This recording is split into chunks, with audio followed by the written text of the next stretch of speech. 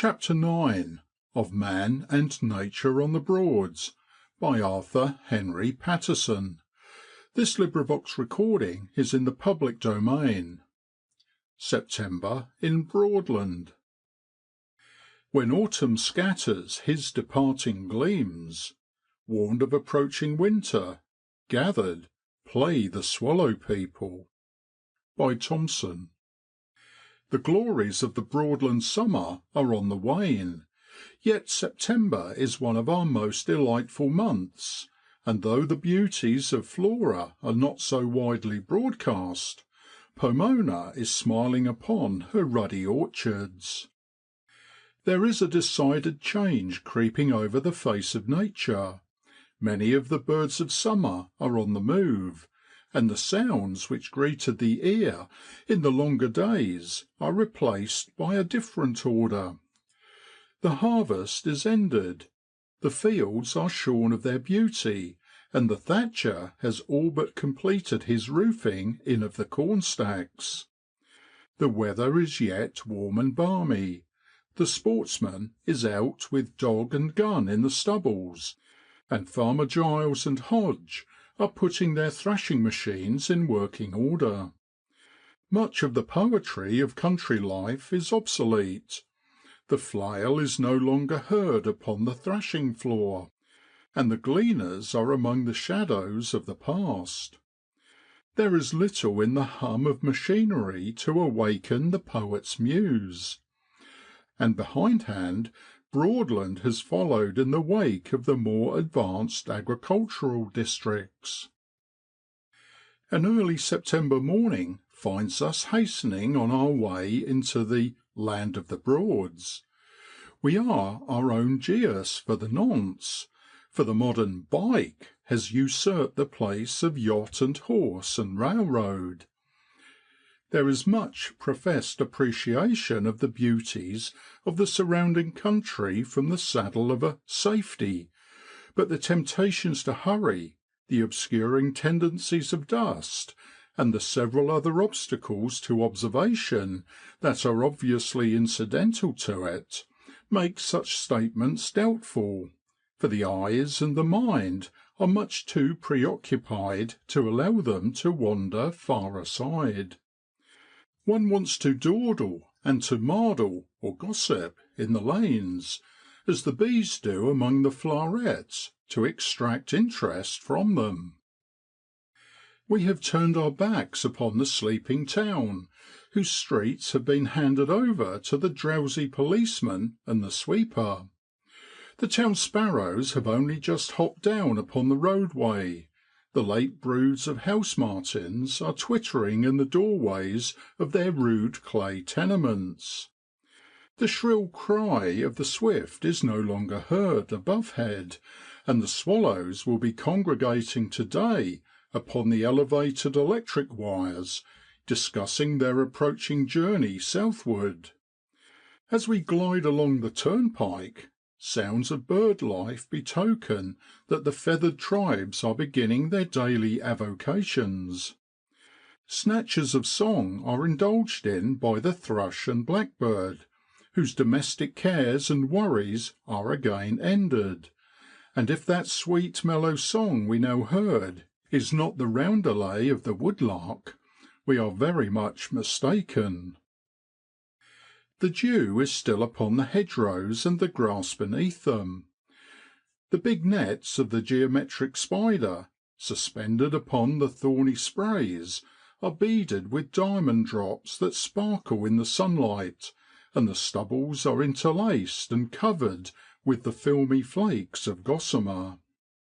Yon partridges, hastening towards the shelter of the herbage at the hedge side, are not well pleased with the close shorn fields.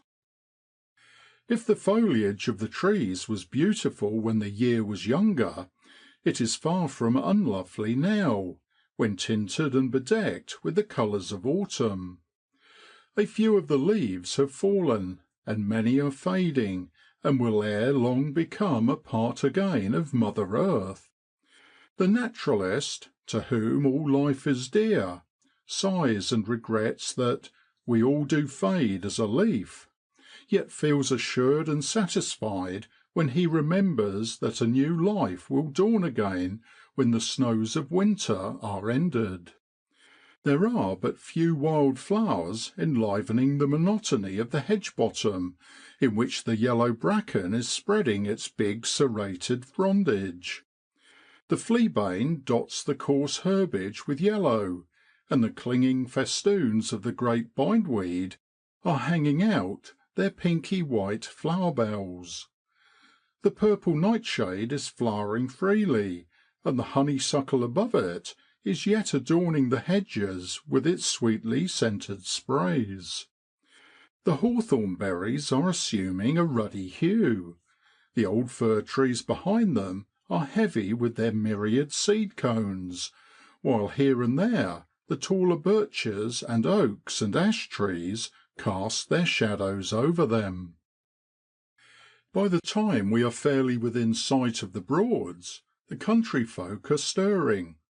The clanging of the anvil at the village smithy rings out clearly in the quiet morning. Faint blue smoke curls upwards from low chimneys.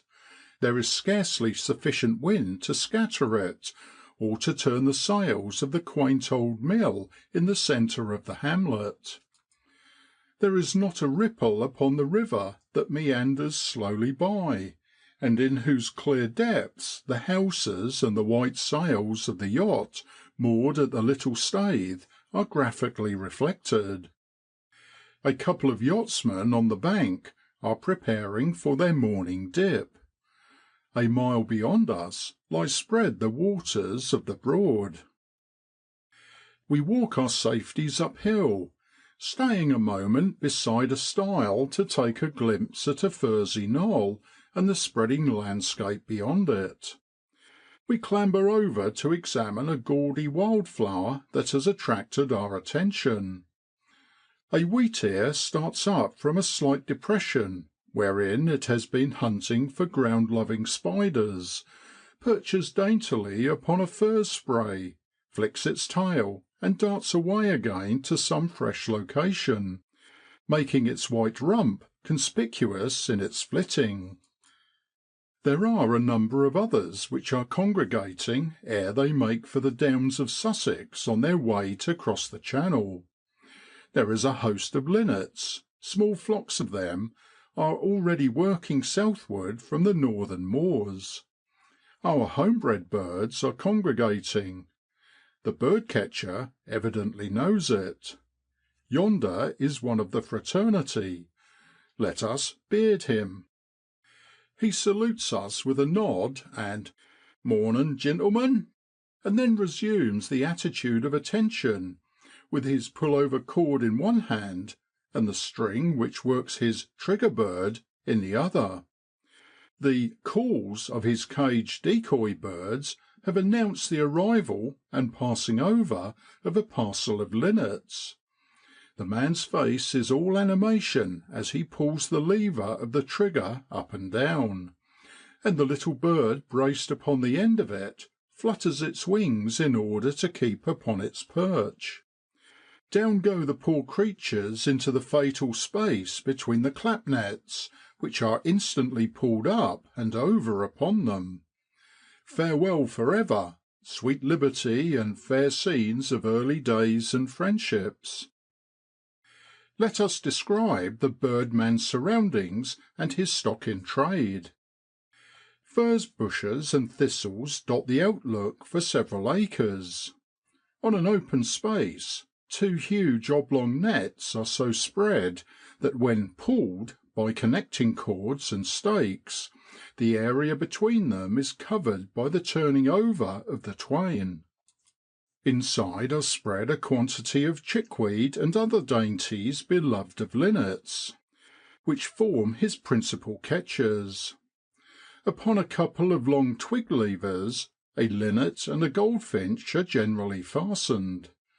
A piece of kid glove, cut something like a pair of braces, and known as such, is placed around each bird, and by means of an eyelet below, each is fastened to the stick. The jerking of these up and down attracts the passing migrants. Around the net are placed little sentry boxes of cages, in which flutter a well trained series of linnets, goldfinches, siskins, and such like, each of whom, saluting the wild individuals of its species, too often unwittingly lures them into a like captivity. And now the man finds he has a tongue, and, to a question or two, gives somewhat evasive answers, but presently, over a well-filled pipe, thaws into conversation and becomes communicative. "What bards do I usually catch? Well, 'bor, it's mostly linnets that I'm arter, but I ain't partickler if I can trap a few drawwaters or goldfinches as well, which pay better 'an any others. Aberdivines, or siskins, and redpoles, they pay for the ketchin' too. But law, there ain't near the bards there wor when I was a youngster, not of the sort as I want anyhow. Why, I've ketched 8 an' 10 dozen cock linnets in a mornin', where I takes only 1 or 2 nowadays. I s'pose the choppin' up of fuzz bushes by the knocker ball golfers ha' cleared out some of their breedin' places. I know for sartin they hev at Yarmouth, where ketchin's about done for. And maybe us fellers, though I say it myself, hev summat reduced the stock. And no wonder, when ye reckon up the hundreds of thousands we've trapped, say for the last 10 year. Look at them drawwaters. Why, they've come as scarce as lion shillin's, where they used to be as common as sparrers. But keep yow quiet, here's Suffin a comin'. And Suffin does come, but refuses every call and enticement to enter the fatal area. After wheeling round once or twice, the parcel of wary birds fly onward. They've bin pulled at afore, and ha' growed artful. What do I do with my bards? Well, I hev reg'lar buyers up in Whitechapel as takes all I like to send 'em at so much the dozen. One feller takes every mortal thing I like to send him, songbards and any other sort as is stupid enough to patternise my nets. And I've ketched a rum 'un or two in my time. There's 1 or 2 folks as collect bards in the town, and they're crazy for to hev any queer 'uns as I ketch, and pay well too for 'em, they do. Let me see, I've netted a Richard's pipit, a white wagtail or 2, several shore larks, and 3 or 4 Lapland buntings, besides some as I can't remember their names. It's like this, 'bor. We know the common ones, and anything as isn't common, why, it's oncommon, d'ye see.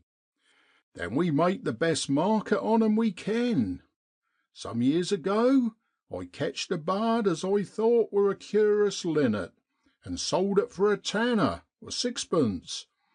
It throwed up a couple of earwiggles in the cage. What wor it? Well, I heerd arterwards as how it wor a barred warbler, and changed hands at 4 or 5 sov'reigns. That's what you git for want of eddication. Just a minute, gents.' Our catcher, who is successful this time, runs to make sure of half a dozen captives struggling under the nets. 4 are let go again, and the other 2 are placed in a darkened store cage, in which a struggling mass of birds are fluttering and rasping their bills against the cruel wires. Poor terrified wretches. ' Them wor hens as I let go,' he resumes.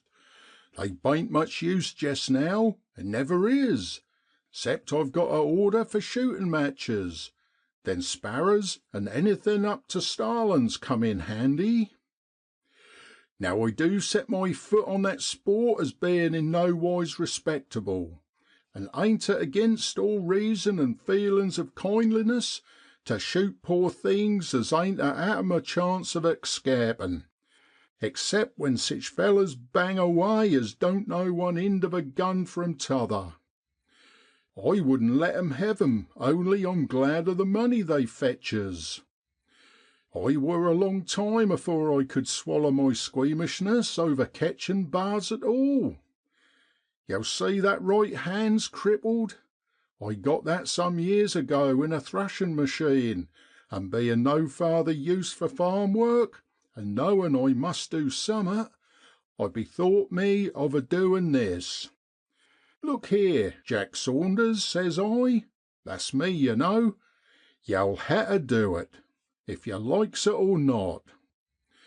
When I seed my fuss lot of birds a raspin' madly at their prison bars, a flutterin', poor things, to find a way out agin, and shrilly pipin' in a scarified sort of way with wexation and terror, I could ha' let 'em all go agin. But I didn't, for I reasoned this wise. Thinks I, what is there as we wear and use and eat and even sleep on as wasn't at one time part of some other bein' as we'd robbed or killed or sich like?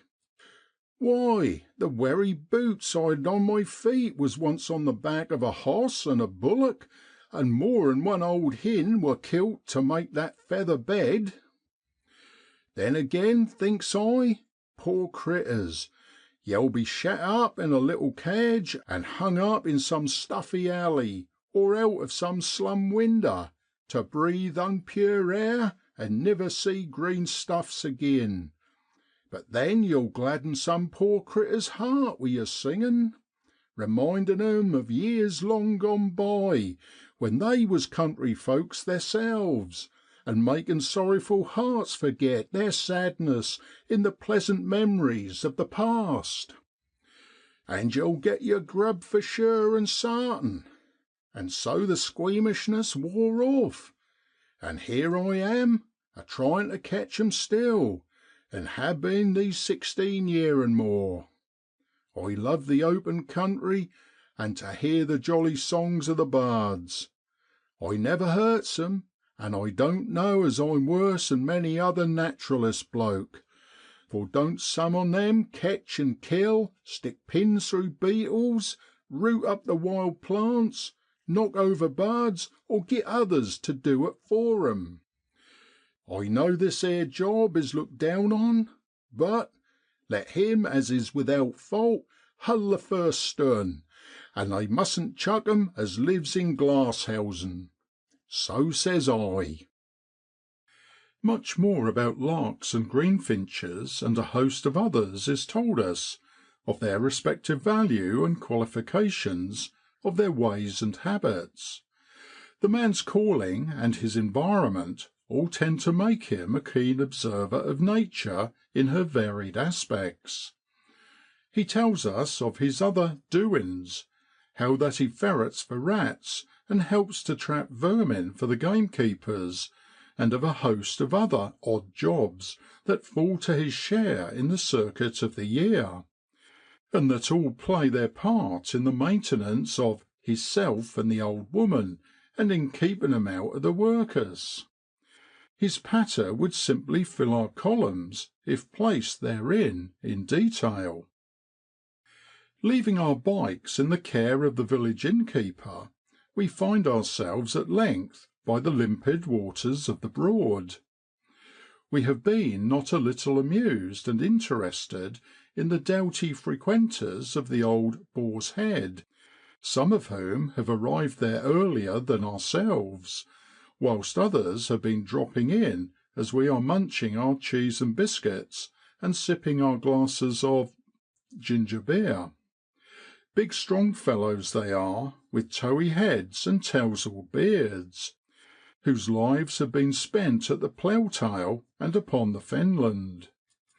Their attire is more accommodating than picturesque, and more grotesque than fashionable.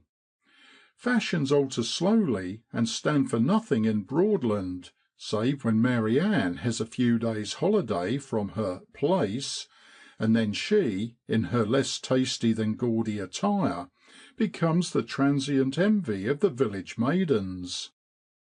Our friends in wideawakes and fustians like their beer, but generally have the good sense to avoid excess. There is the usual small and tall talk that seems incidental to the pewter pot and the ale mug. Old yarns are spun, no doubt, for the 100th time, and it isn't all gospel that is dispensed in the village alehouse, any more than it is in the city snug. But the moral atmosphere in general is, fortunately, purer. The latest village intelligence is sifted and dispensed in between their tippling, and by the time their pots are empty, each one knows that Cadder Duffel is blessed with his 23rd baby, that Farmer Stubbs's colt has broken its knees, and that the squire's latest litter of puppies is a likely lot of critters. Much personal history has been raked over, and even the wrongdoin's of Parliament have been right-sided by the village snob and tailor, who are here, as everywhere else, the most knowensome old fogies in the village democracy. A trifling episode does much to vary this dull, monotonous, diurnal round of conversation. An itinerant quack doctor drops in with his baggage. He is trudging on his way townwards, but is glad of a rest and a refresher to break the irksomeness of the journey. He is a keen, ready-witted fellow, with an eye to business. Why shouldn't his halt be turned to some account? Straightway he begins to patter. The host rests upon his elbows.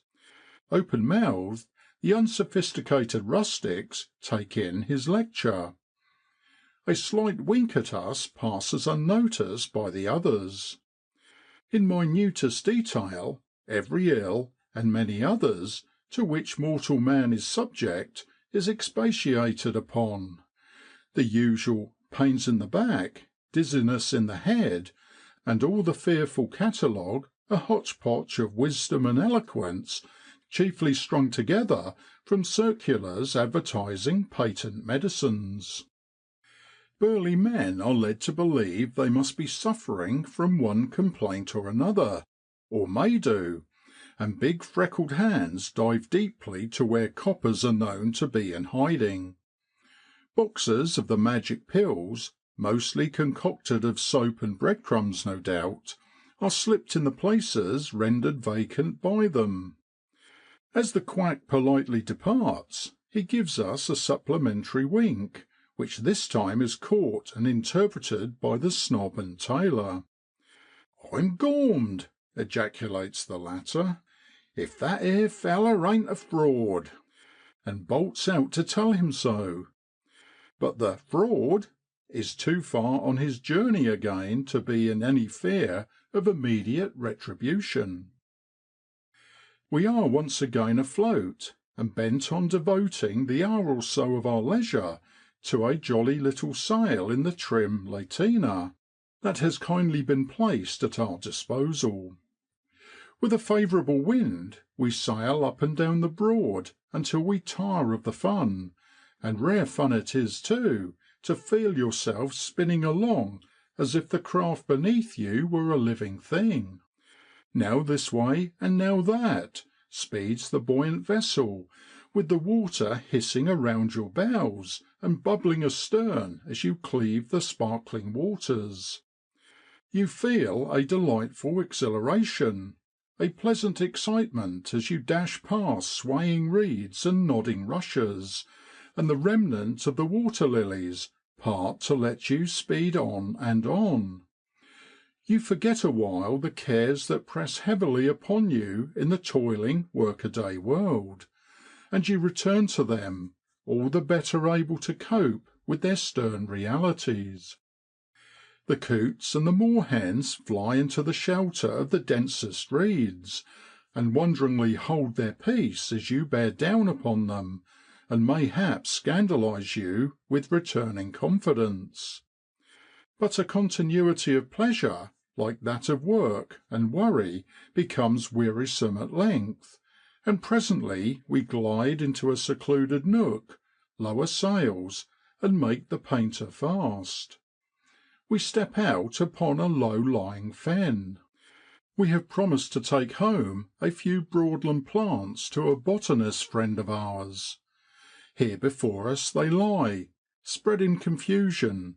Unfortunately, most of them have done flowering and are past their best. We gather a few that we may, and may not, get thanked for. Here is the marsh cinquefoil, one of the sundews, the marsh veronica. Some half a dozen others complete the list, for before we've had time to travel far across the shaking bog, the weather has assumed so threatening an appearance that it is deemed advisable to make for the shelter of an old boathouse at a not far distant corner of the Broad. Away over the ruffled surface we glide, reaching the tumble-down place only just in time to avoid a pelting shower. We have seen but few birds to day. Rapid movement is, of course, prejudicial to observation, and is anything but appreciated by the quiet-loving creatures whose haunts we are intruding upon.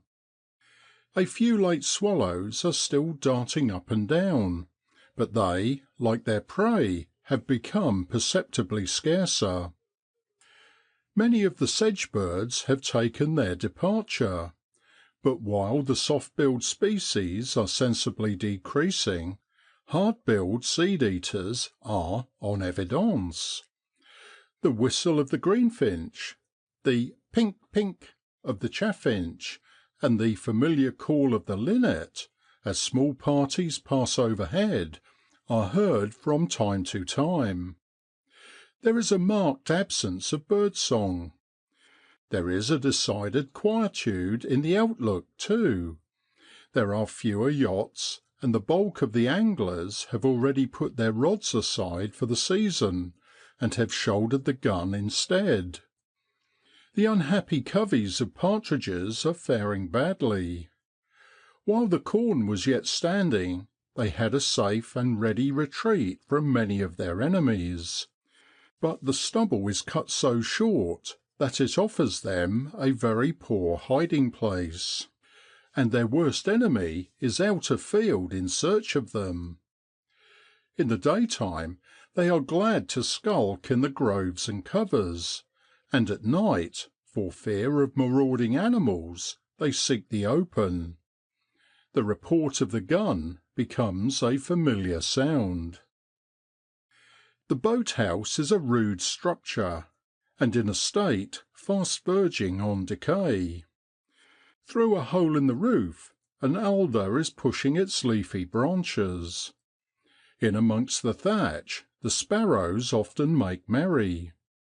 A pair of marsh tits are flitting and scrambling amongst the rafters. They are in quest of hiding insects. But we are not the only temporary tenants of the old shed. A big, brawny fellow, with a game bag slung beside him, from which the brown head of a wild duck is protruding, has arrived before us.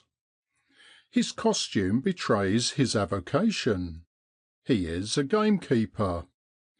Like most men who lead a lonely existence, he is reserved and cautious. But like them, when once thawed into conversation, becomes communicative enough. It is some minutes before we are on such good terms. We silently watch the downfall together. Reassured by the quietude, the waterfowl venture out again into the open. Grebes and their striped progeny, and coots with a younger generation nearly as large as themselves, and a whole family of moorhens paddle out from the reed clump, some to vanish in the one opposite, the remainder to dip and play and fish until disturbed again by our unwelcome presence. "See them starlings?" our new friend queries, pointing to a huge flock comprising some hundreds, wheeling and manoeuvring in a most well timed and marvellous fashion. "Well, I'm going to give them what cheero this evening. My governor has suffered enough from them a setting on the reeds or roosting that he says I must do some execution among 'em. Yow'll be astonished at the damage they do a breaking down big patches of 'em. There's at least a quarter of an acre spiled a'ready in that patch in front of us. I don't like wholesale slaughter, but a feller is paid to do his duty. Yow'll think it funny, but I like 'em for eatin' as well as I do any bird as is flyin'. I skin 'em, cut their hinder parts away, and bake 'em in a pie. Then some of them poor rogues '11 be in a pie to morrow. That's the one redeemin' feature in the business. I git laughed at for some of my notions. I'm teetotal. That's suffin' new hereabouts in a gamekeeper, not as I know many on 'em as are drunkards. I don't want to become one, so thinks I, prevention's better 'an a cure. My class, you know, too often get a downright love for killin' almost everything they come across. They think they're doin' their duty, and so they kill every mortal thing as they imagine is likely to do their game birds a mischief either in the egg or feather. Lor, gentlemen, we've got credit for doin' the biggest mischief in the way of wipin' out our rarer birds, and with some degree of truth, I'll allow ye. Lost British birds ha' put down that to our credit. There's a book, you know, of that name just published. Well, I was a readin' it, and thinks I, Jack Manly, that's me, you know, ain't so bad, I guess, as some of his neighbours. No more is his master. He is doin' his best to preserve some of the species, and I aids and abets him, for, as I've thought these years past, what a pity it is that our native races of birds should be wiped out as they are. There's so many causes a workin' against 'em. Drainage and cultivation, then them abominable cockney sportsmen as blaze away for killin' sake only, from sparrers up'ards, then specimen hunters as hev collections, too many on 'em neither use judgment nor common sense. They'll spend a hatful of money and do anything a'most to get a rare 'un in order to stuff it and shet it up in their crowded cases. More's the shame so many of my fraternity encourage 'em, and bows the knee to filthy lucre, and glory in killin' the poor doomed critters beside.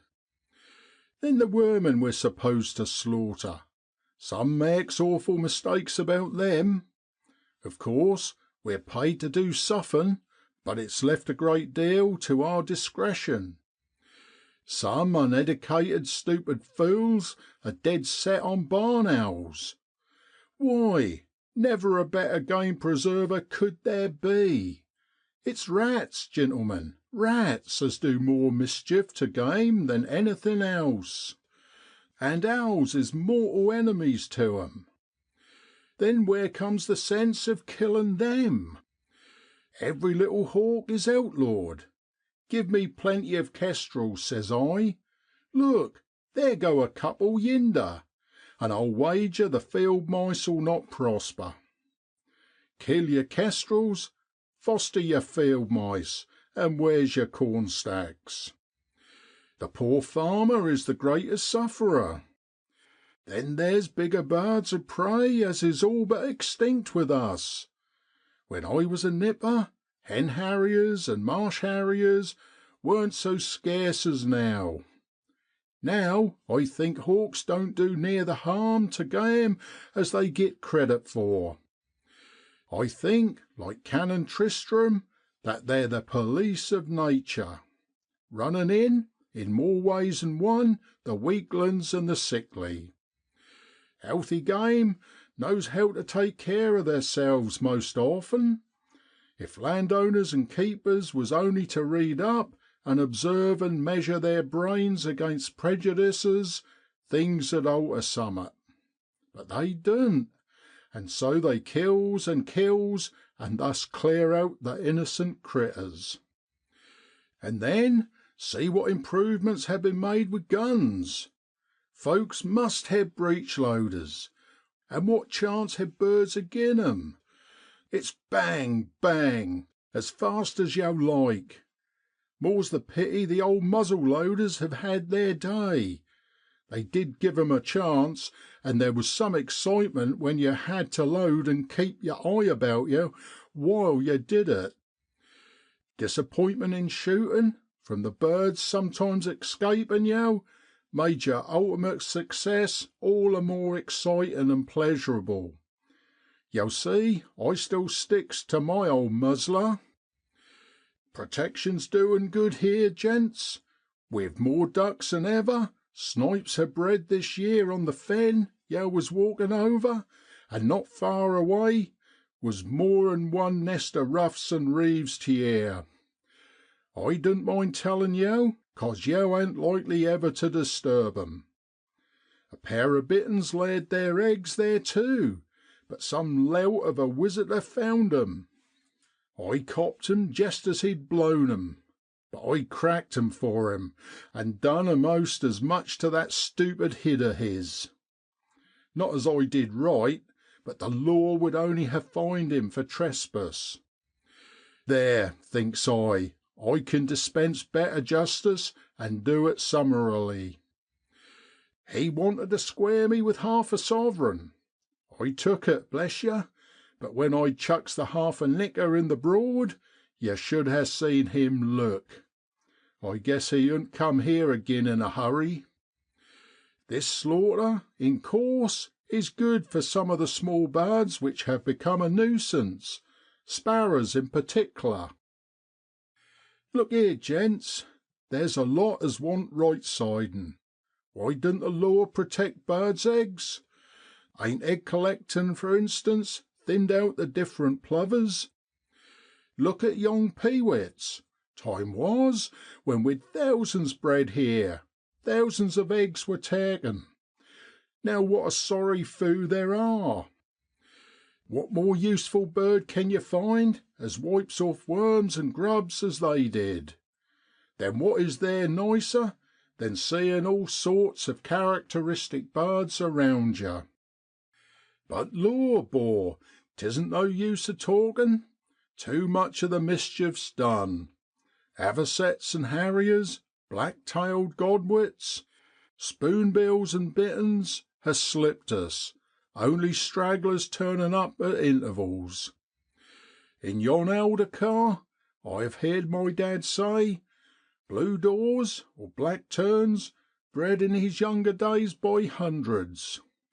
We only see now a few in spring on passage. And yet I live by slaughter.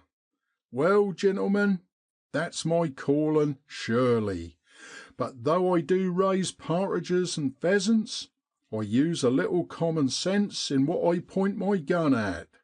And do I believe in the wholesale slaughter of game birds? Well, I don't see no harm in it any more 'an killin' chickens, for ain't they more 'an half domesticated and bred o' purpose? A half hour's chat with this strange conglomeration of philosopher and keeper leads to many other interesting topics. But time is on the wing, and we say good day to the honest fellow. The shower has passed over, and nature has assumed a most delightful aspect. We row our boat to her mooring place, for the wind has failed us. An aged fenman is examining his eel set as we jump ashore, and we fain would edge him into gossip, but the wing of time is still fluttering. The loud boom of the keeper's gun bespeaks the discomfiture of the starlings, which have, unluckily for themselves, wheeled within range of his fowling piece. A bunch of wildfowl pass overhead in hurried flight. A wren chatters on a sallow stump beside us, at a hedge hard by it, and a couple of swans are probing the muddy bottom of a little ' beck ' on our left. We drop in at the Blue Boar to enjoy a late but welcome dinner. We are this time sole occupants of the sanded parlour, save for the presence of the host himself, who has much to ask and much to answer. And what appetites we've been acquiring! 2 hours later, and our steeds are in their usual places in our homes in the busy town. CHAPTER X.